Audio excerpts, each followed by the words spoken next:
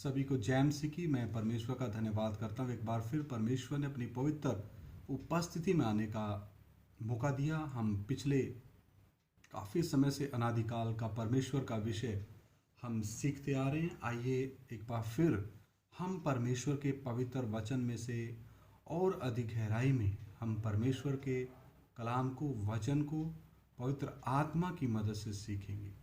आइए सर झुकाएं, प्रार्थना करें। महान जीवते परमेश्वर, अनुग्रहकारी प्रभु, मैं आपका धन्यवाद देता हूँ पिता। एक बार फिर आपने मुझे सौभाग्य दे दिया प्रभु, तेरे पवित्र चरणों में आकर के प्रभु तेरा जीवता और पवित्र वचन सीखने का। पवित्र आत्मा, तेरे आत्मा प्राण शरीर को तेरे लहू से धोके शुद्ध कर।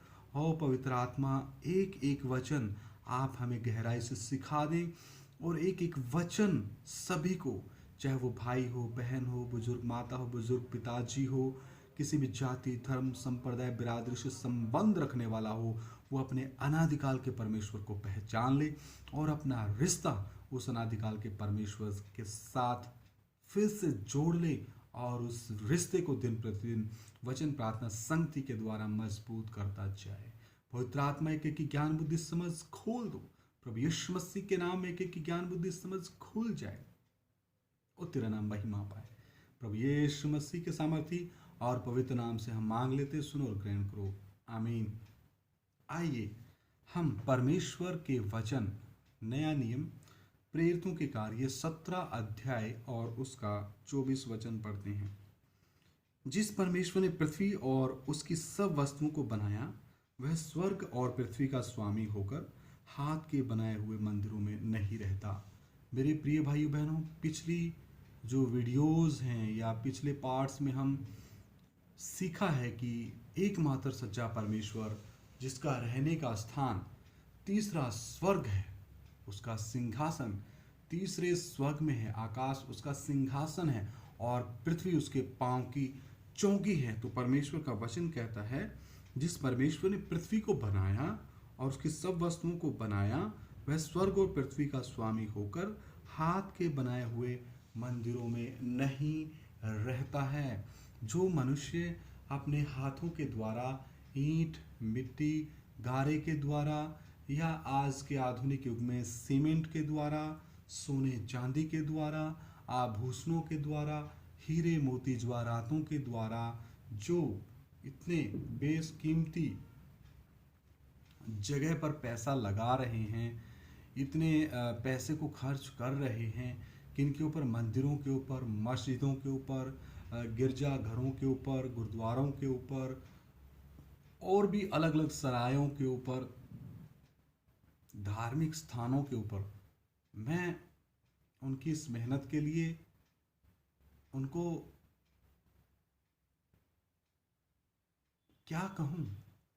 मेरे पास परमेश्वर का वचन है, वो इतना मेहनत करते हैं और इतने अच्छे से पैसे खर्च करते हैं, सोना लगाते हैं, चांदी लगाते हैं और इतने अच्छे से मंदिर, मस्जिद, चर्च, गिरजाघर, गुरुद्वारे और अलग अलग तरीके से डेरे, जगहों को बनाते हैं। लेकिन एकमात्र सच्चा परमेश्वर क्या कहता है? जिस परमेश्वर ने पृथ्वी और उसकी वस्तुओं को बनाया, वह स्वर्ग और पृथ्वी का स्वामी होकर हाथ के बनाए हुए मंदिरों में नहीं रहता। हाथ के बनाए हुए मंदिरों में नहीं रहता तो फिर कहाँ रहता है?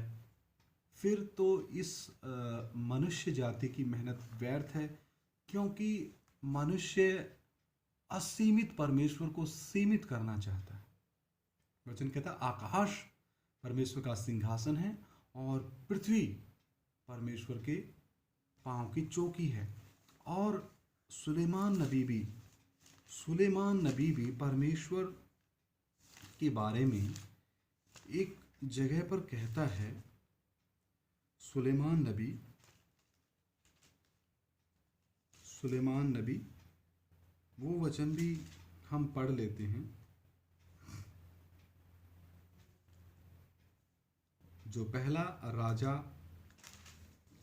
राजाओं की किताब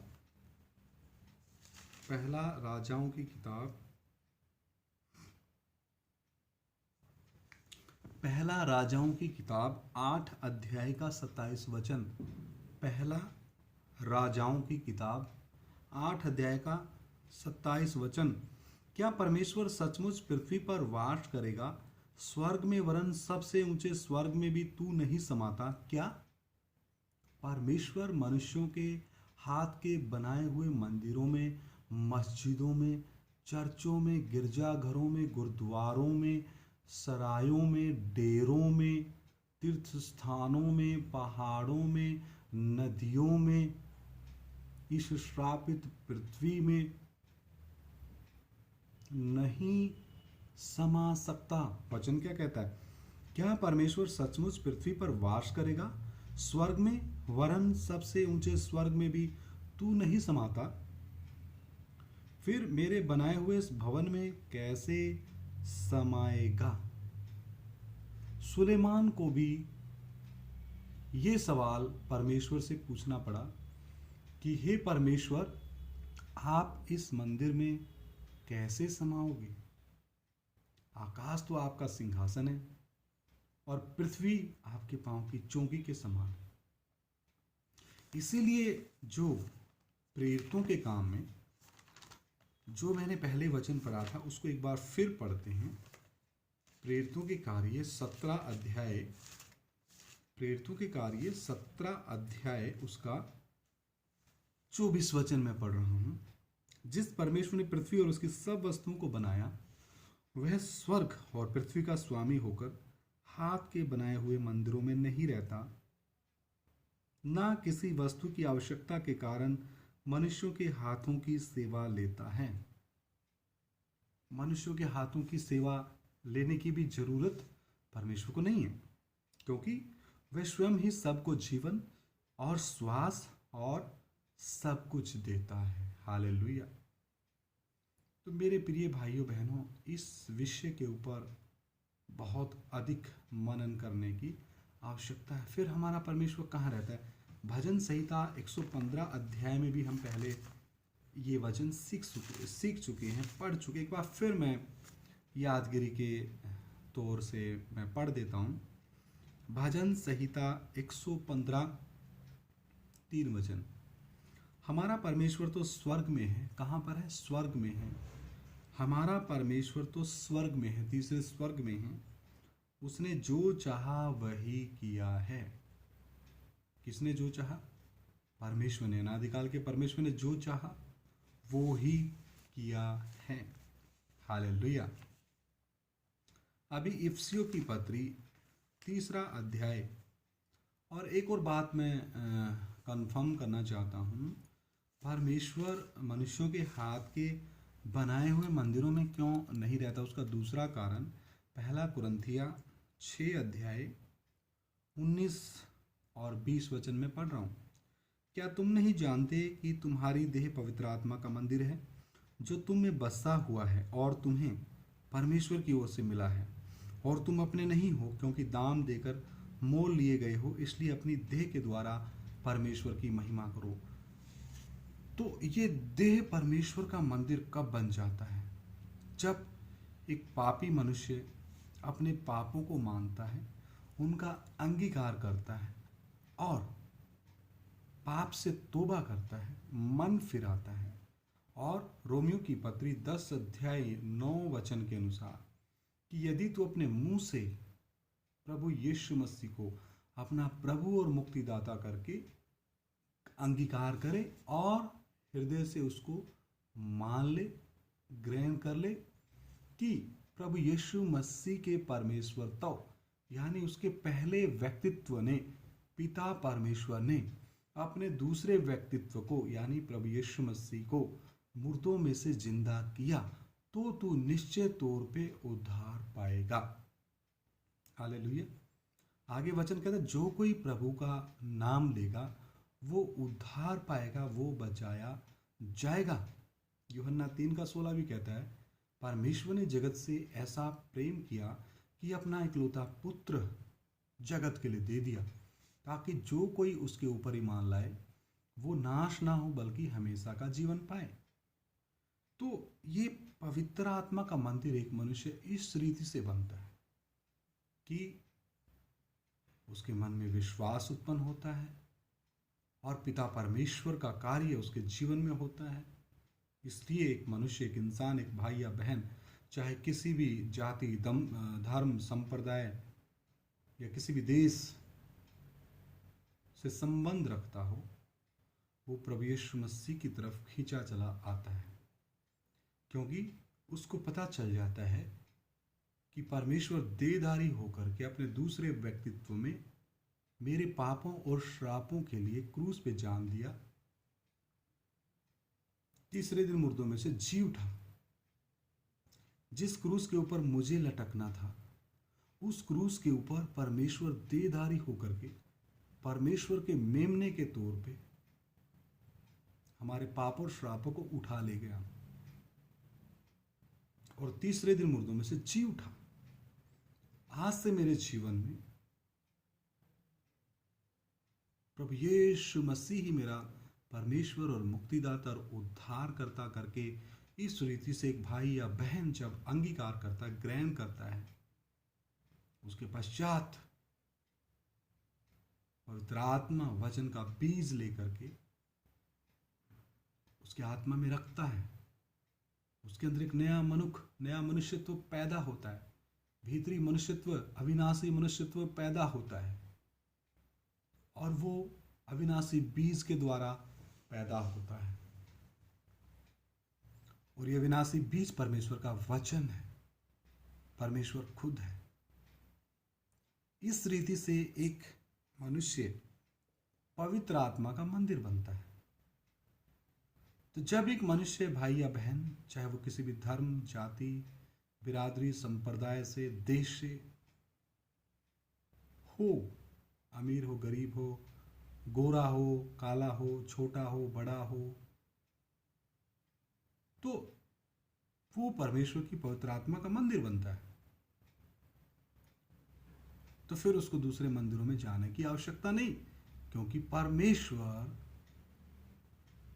का पवित्र आत्मा उसके अंदर वास करता है और वो परमेश्वर का मंदिर बन जाता है। परमेश्वर का तीसरा व्यक्तित्व उस मनुष्य के भीतरी मनुष्यत्व में वास करने लग जाता है। हालेलुया। आगे लिखा है, एक बार मैं फिर पढ़ता हूं, पहला कुरिन्थिया 6 अध्याय 19 और 20। क्या तुम नहीं जानते कि तुम्हारी देह पवित्र आत्मा का मंदिर है जो तुम में बसा हुआ है और तुम्हें परमेश्वर की ओर से मिला है और तुम अपने नहीं हो, क्योंकि दाम देकर मोल लिए गए हो, इसलिए अपनी देह के द्वारा परमेश्वर की महिमा करो। देहधारी परमेश्वर ने क्रूस के ऊपर हम पापियों के लिए अपना पवित्र लहू बहाया है। उस पवित्र लहू के दाम के द्वारा हमें परमेश्वर ने अपने पुत्र प्रभु यीशु मसीह के द्वारा, उसके बहाए हुए बहुमूल्य लहू के द्वारा खरीद लिया। इसलिए अब हम अपने नहीं हैं। तो इस रीति से मेरे प्रिय भाइयों बहनों, परमेश्वर का मंदिर एक भाई या बहन बनता है। आइए आगे हम परमेश्वर के वचन में देखते हैं। इफिसियों की पत्री 3 अध्याय 9 वचन। इफिसियों की पत्री 3 अध्याय 9 वचन। और सब पर यह बात प्रकाशित करूं कि उस भेद का प्रबंध क्या है जो सबके सृजनहार परमेश्वर में आदि से गुप्त था। जो सबके सृजनहार यानी जो अनादिकाल का परमेश्वर है, वो सबका सृजनहार है। हालेलुया। आगे देखते हैं कुलूसियों की पत्री 1 अध्याय 16 और 17। कुलूसियों की पत्री 1 अध्याय 16 और 17। 15 से पढ़ता हूं, 15, 16, 17। वह तो यानी प्रभु यीशु मसीह अदृश्य परमेश्वर का प्रतिरूप, जिस रीति से मैं इस मोबाइल का इस्तेमाल करते हुए आप लोगों से परमेश्वर की आवाज़ और परमेश्वर के वचन के द्वारा जो बातें मैं कर रहा हूँ, ये प्रतिरूप मेरा है। इसी रीति से परमेश्वर का प्रतिरूप, वह तो यानी प्रभु यीशु मसीह तो अदृश्य परमेश्वर का प्रतिरूप और सारी सृष्टि में पहल उठा है, क्योंकि उसी में सारी वस्तुओं की सृष्टि हुई। कितनी वस्तुओं की? सारी वस्तुओं की सृष्टि हुई, स्वर्ग की हो अथवा पृथ्वी की, देखी या अनदेखी, क्या सिंहासन, क्या प्रभुताएं, क्या प्रधानताएं, क्या अधिकार, सारी वस्तुएं उसी के द्वारा और उसी के लिए सृजी गई हैं। वही सब वस्तुएं प्रथम है और सब वस्तुएं उसी में स्थिर रहती। किसमें? जिसने उनको बनाया। किसने बनाया? प्रभु यीशु मसीह ने बनाया। तो फिर अनादिकाल का परमेश्वर कौन हुआ? प्रभु यीशु मसीह। हालेलुया। आइए सर झुकाएं, प्रार्थना करें। महान जीवते परमेश्वर, अनुग्रहकारी प्रभु, मैं आपका धन्यवाद करता हूं मेरे परमेश्वर। तेरा वचन और गहराई से पवित्र आत्मा आप हमें सिखाएं। जो भी भाई बहन, बच्चे, बुजुर्ग, नौजवान तेरा वचन सुने, उनकी बुद्धि प्रभु यीशु मसीह के नाम में खुल जाए और वो इन वचनों को सुन करके एक फैसला लेने वाले बन जाए। आपके पीछे सारे मन, सारे प्राण, सारे आत्मा से चलने वाले बन जाए। और प्रभु एक एक हृदयों को आप बदल दो। प्रभु यीशु मसीह के सामर्थी पवित्र नाम से मांग लेता हूँ, सुनो और ग्रहण करो। आमीन। सभी को जय मसीह की। मारानाथा।